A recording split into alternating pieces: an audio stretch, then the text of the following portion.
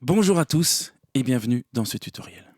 Dans la dernière vidéo, je vous ai expliqué comment créer un clic personnalisé dans Reaper afin de profiter du clic plutôt que de le subir.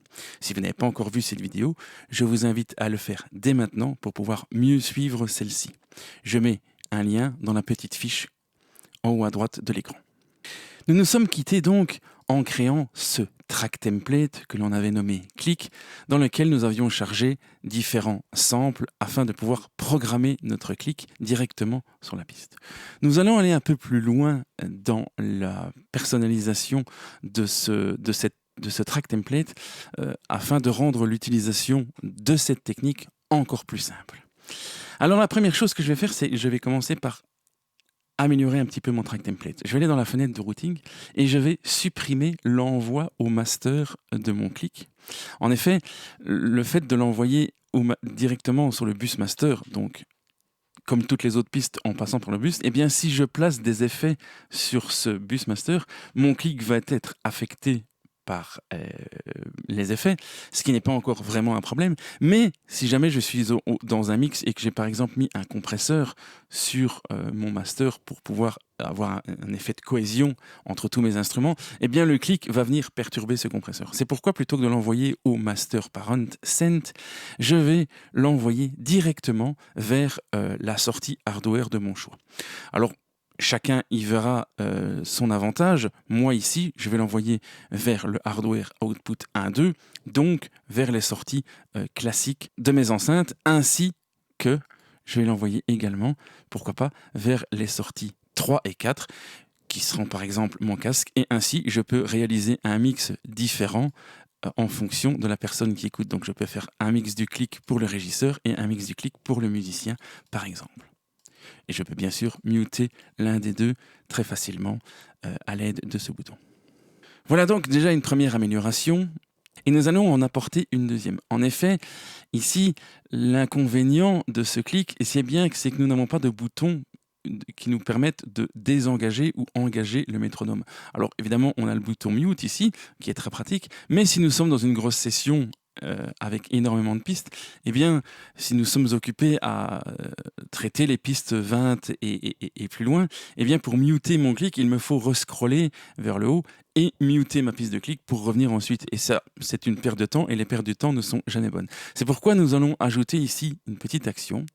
Nous allons aller dans les Customize Toolbar, cliquer sur Add pour ajouter une action, et nous avons ajouté une action qui s'appelle simplement Toggle Click Track Mute, qui fait donc partie des extensions SWS. Donc si vous ne les avez pas installées, je vous invite très cordialement à le faire, auquel on peut rajouter un raccourci clavier si on le souhaite, pour pouvoir engager et désengager notre métronome. Et on va cliquer sur Select pour le placer dans notre toolbar. Je vais le placer à côté de mon icône de métronome classique. Je vais le renommer en cliquant droit, Text Icon, Custom Click. Voilà, et je vais cliquer droit sur l'icône pour y ajouter un icône, par exemple celui-ci qui sera suffisamment parlant. Voilà. Ce faisant, j'ai maintenant un nouvel icône qui est apparu, qui s'appelle Custom Click, qui par défaut est allumé. Pourquoi ? Parce que ma piste de clic est bien entendu en mode unmute.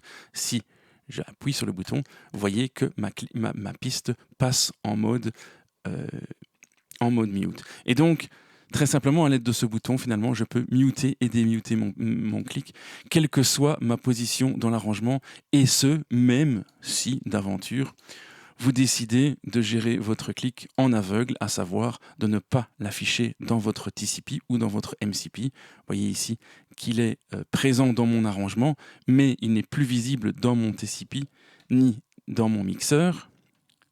Vous voyez, il est toujours cependant là et je peux toujours l'allumer et l'éteindre via ce bouton. L'inconvénient de ce clic, c'est qu'il n'est pas direct. Il faut impérativement le construire pour qu'il soit utilisable. En effet, il faut importer la piste de track template, mais ça c'est très rapide. Mais une fois que le track template est importé, en tout cas dans l'état où on l'a, eh bien on a ici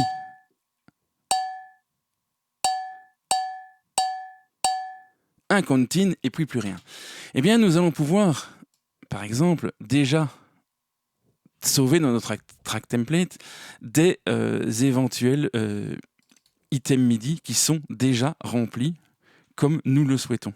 Alors je vais faire par exemple le clic de base comme je vous l'avais présenté dans la vidéo précédente. Je vais le faire rapidement. Voilà, je vais réduire la vélocité de ceci, réduire la vélocité de ceci. Ça c'est bon, et ça on va le mettre à fond. Voilà, je vais fermer mon éditeur MIDI. Je vais boucler ici, je vais mettre mon item à une seule mesure. Je vais le gluer pour qu'il reste à cette taille et je vais m'assurer d'avoir bien la case loop source qui est cochée afin de pouvoir le dérouler à ma guise.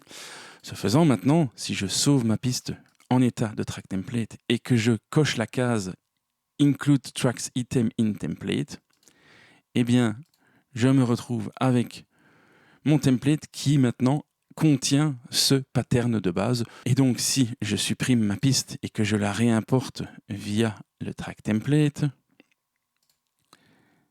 eh bien, vous constatez que mon item est présent et je n'ai qu'à alors le dérouler pour pouvoir commencer à jouer avec.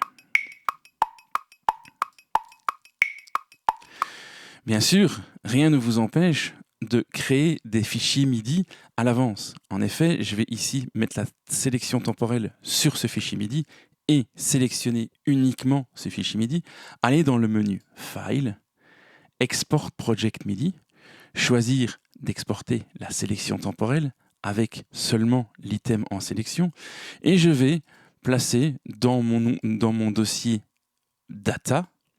J'ai créé un répertoire MIDI-click et je vais par exemple enregistrer ici le fichier 4.4 de base. Je clique sur OK. Voilà, alors je vais passer mon arrangement en 6/8 et je vais également dessiner un pattern de 6/8. Donc je place la sélection temporelle. Je dessine rapidement mon pattern de 6/8. Voilà. Je vais mettre celui-là un petit peu plus fort. Je clique pour sélectionner mon item. Ma table sélectionne est bien placée sur mon item. Je vais dans le menu File, Export Project MIDI, Time Selection, Selected Items. Je browse. Je vais enregistrer ça sous le nom 6/8.mid. Voilà, enregistré. Ce qui me permet d'avoir dans mon Media Explorer, et je vais repasser ma session en 4.4 ici.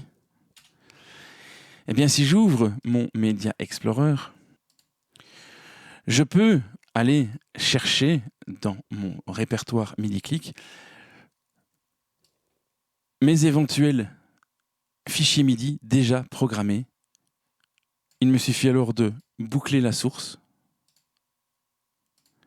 et de l'étirer vers la droite pour pouvoir la placer dans mon arrangement. Et bien entendu, vous pouvez enregistrer autant de fichiers MIDI que nécessaire. Alors en plus, ici, si vous êtes amené à aller très souvent dans votre Media Explorer chercher des patterns MIDI, eh bien, je vous invite à enregistrer le répertoire dans lequel vous avez placé vos MIDI-clics en cliquant droit ici.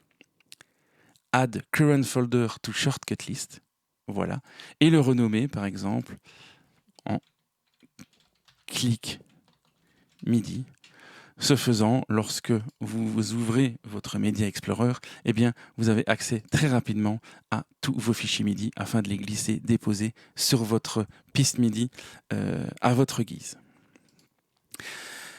Voilà, on avance bien. Donc, vous avez la possibilité maintenant de sauver votre clic sous forme de track template, de le muter et en plus, à l'aide du Media Explorer, d'y ajouter très rapidement des patterns pour construire finalement votre clic MIDI en très peu de temps. Alors pour ceux qui veulent aller encore plus vite, il y a une petite astuce qui consiste à faire en sorte que le clic soit quasiment instantané. Je vais vous montrer ceci dans un instant et avant de vous montrer ceci, je vais enregistrer également mon count-in sous forme de fichier MIDI.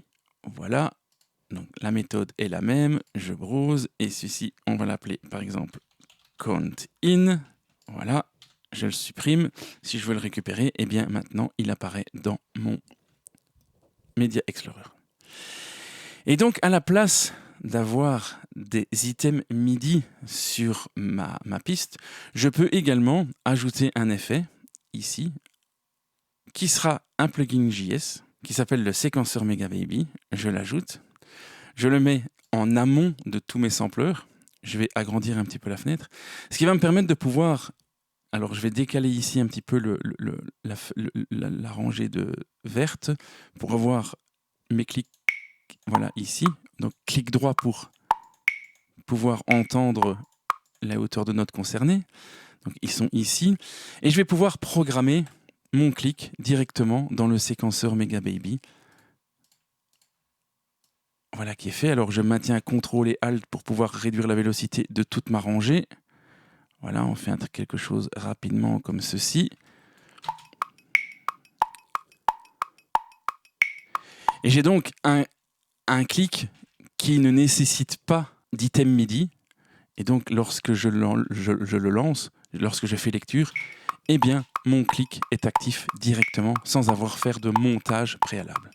L'avantage également, c'est que vous pouvez sélectionner ce séquenceur Megababy, que je vais renommer par exemple pattern, pour que ce soit bien clair, et je vais cliquer droit et je vais l'afficher dans le TCP.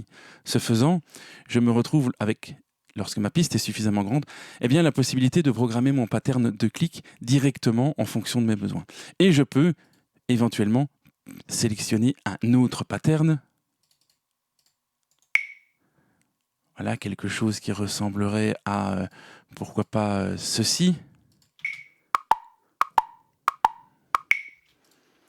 Voilà, avec un intermédiaire qui fait ça.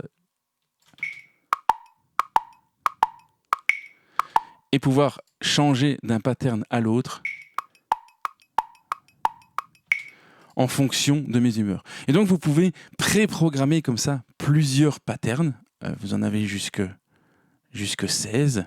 Voilà. Si d'aventure, vous devez programmer des patterns en 6/8, eh bien, il vous faut alors changer la longueur de la séquence et éventuellement le nombre de pas par beat. Voilà. Et donc, vous pouvez vous programmer, vous sauver votre track template avec quelques clics déjà programmés. Alors, bien entendu, si jamais vous voulez utiliser votre piste clic avec des items MIDI, il vous faudra bien entendu bypasser le séquenceur Megababy afin que ce soit vos items MIDI sur la piste qui prennent le relais. Mais l'avantage de cette technique, eh bien, c'est qu'en sauvant le track template sous cette forme, eh bien, vous avez la possibilité d'avoir un pattern finalement déjà écrit et de rapidement pouvoir écrire le pattern de votre piste clic en un clin d'œil. N'oubliez pas donc de bien sauver votre track template dans cet état. Ici, il n'est plus nécessaire d'inclure les items vu que je n'en ai plus. Et je me retrouve donc avec un nouveau track template avec des pattern éventuellement déjà programmé, la possibilité de bypasser le pattern pour pouvoir aller chercher mes items MIDI. Alors, un dernier point, et non des moindres, si ce clic vous est utile dans tous vos projets, eh bien, je vous invite très cordialement à faire la chose suivante, à savoir le mettre en mute, créer un item, un projet avec vos paramètres de base par défaut, le tempo par défaut, par exemple 90, sur un 4/4, avec uniquement la piste de clic qui est déjà chargée. Allez dans le menu File, Project Template, Save as Project Template. Vous entrez le nom, par exemple, Empty Project. Voilà. Dans le menu Préférences, donc Options, Préférences, dans le menu Project, vous pouvez choisir le template Empty Project comme projet par défaut. Ce faisant, lorsque vous ouvrez un nouveau projet, eh bien, vous vous retrouvez directement avec votre clic prêt à l'emploi, qu'il vous suffit d'allumer pour pouvoir jouer directement avec votre pattern favori. Voilà, j'espère que tout ça vous sera bien utile. Merci pour votre attention, amusez-vous bien, soyez créatifs, à la prochaine, ciao.